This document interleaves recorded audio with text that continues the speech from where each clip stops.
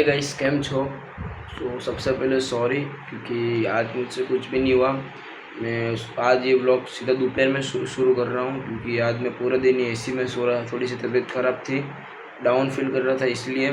और मैंने आपको कल बोला था कि मैं दौड़ने जाऊँगा, वर्कआउट फिर से स्टार्ट करेंगे हम, लेकिन 3 दिन का गैप पड़ गया है बीच में।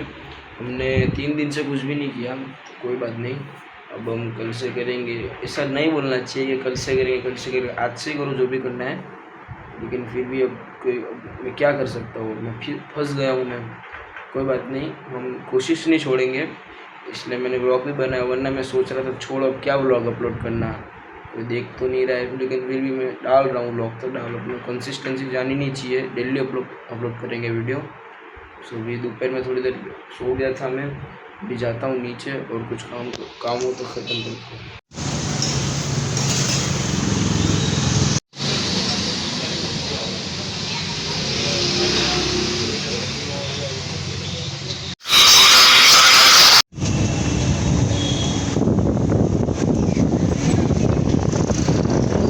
तो भी मैं ज़रूर सोने अपना वीडियो एडिट करके सो जाएंगे।